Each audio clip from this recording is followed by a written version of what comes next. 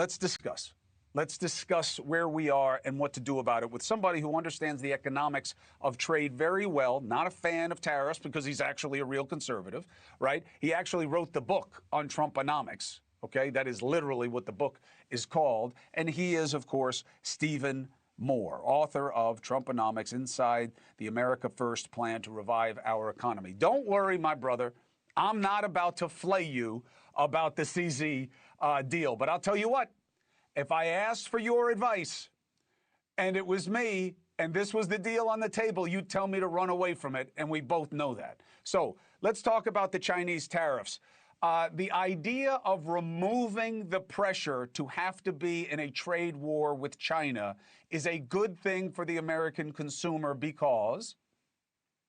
Well, because we buy a lot of stuff from China, and China buys a lot from us, Chris. And you're right, I'm not a big fan of tariffs. I do like it when Trump is able to get trade deals that give America a better deal. By the way, you look great, my friend. I like the new looks. But listen, this is a guy who is a great deal maker. He wrote the book.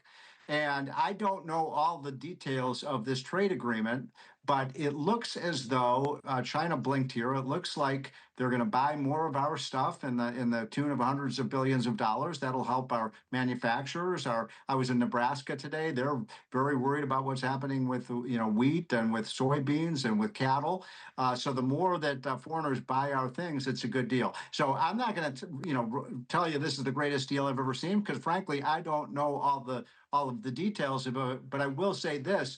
I am suspicious that China will actually fulfill the promises that they make because this is a tyrant that they have in China who is not trustworthy. And look, Chinese, the CCP does not have to deal with what I just spent 10 minutes doing, right? President Trump has to deal with people checking his ass and testing what he does and whether it's worth or not worth. The Chinese don't have to do that. They don't give a damn about their people, the CCP. They don't care about their quality of life. They'd never have this discussion about tariffs and the effect on pricing on them. Now, okay, you're worried about whether Chinese will see it through. I'm worried about it on the fentanyl side. This is the third time I've heard the Chinese say they would do something about the precursors. And the only thing I am told by those who are in the business of monitoring this, the only thing that's changed is not the Chinese willingness. It's what they allow domestically in terms of what you could do with the precursors over there. You're like a dead man if they catch you putting them in that market. And that others have gotten into the business because they're cheaper ways to make them, even than dealing with China directly, that they really haven't done anything. What do you think has changed to make them more trustworthy?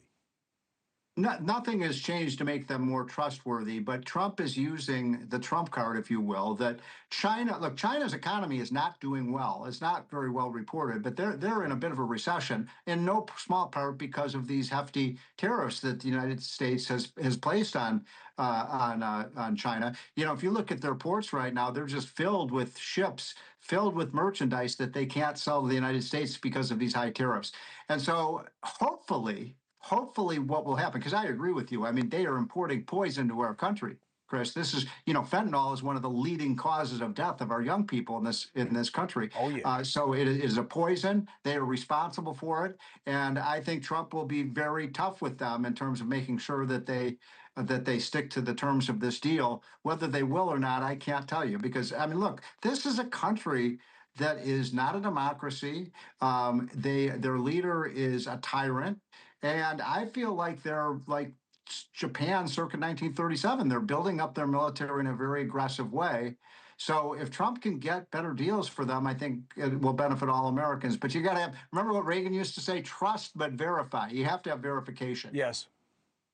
Right. Down to 47% tariffs from 57.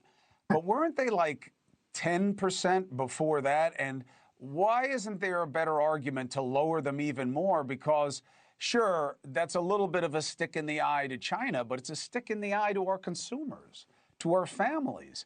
And, one of the unspoken stories, because we're so easily distracted here in the media, is prices are not friendly to people right now. Cost of living, affordability is getting worse during this administration, not better, Stephen.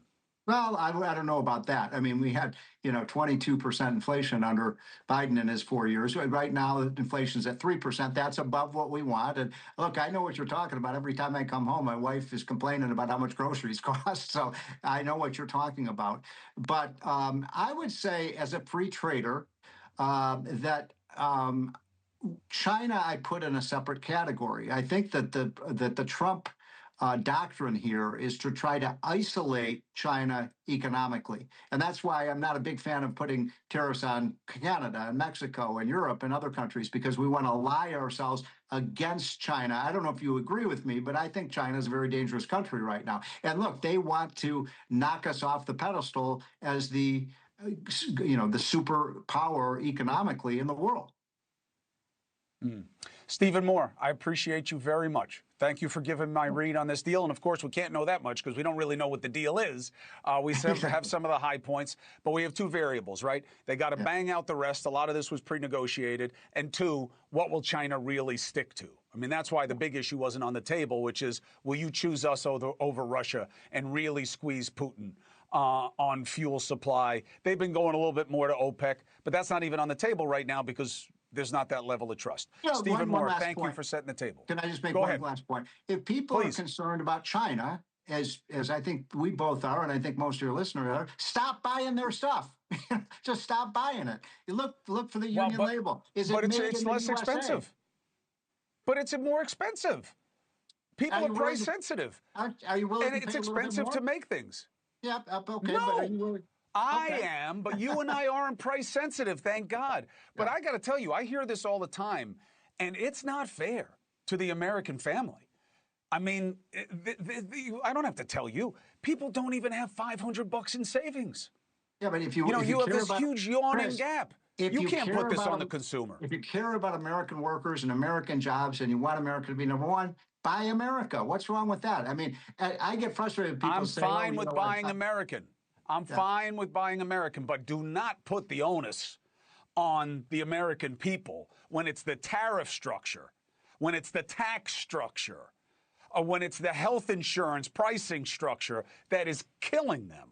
Affordability is not their fault. It's not because they're not buying American. It's because it's making buying American prohibitively expensive. And you're making the wrong people all the money in this country. That's why you have a populist movement that is going to be many times bigger than the populist movement that swept Mr. Trump into office, because the needs are still there, Stephen. The needs are still there. All right, I got to jump, brother. Thank you very much. If you ask the American people, just go to somebody on the street and say, do you want to buy stuff from China? Are you worried about China? I think it's the one issue in America that the left and right agree on, which is China is a big, big menace on the world scene. Then learn how to make things cheaper here. Good. Okay. Good. I mean, look, I can't put it on the consumer. I can't do it. There's too much going on structurally and systemically that screws them to turn around and say, hey, you people have to spend more for what you need. How about our tax cut that allowed businesses to write off capital expenditures immediately? That's leading to a lot more jobs, a lot of more manufacturing here. And I don't. Then why are they sweating? Then why are they sweating jobs? These people use the advantages you give them to buy back their stocks. That's what they do. They do it with their own liquidity. We're bringing manufacturing back hold on, Stephen. Hold on. Listen, look, great. I can't wait to see it because it's not happening. But what we are seeing is these people who got the tax cut are sweating labor. It's happening all over the country in all these different markets, and you know it better than I do. So, look, I know the problem. I don't see the fix in effect, but I'm here for it, and I'm here to talk to you about it whenever you want. I got to jump. Take care, sir. Thank you, Chris. Thank you for watching. Subscribe below and download our NewsNation app right now on your phone, and you will get fact-based, unbiased news for all Americans.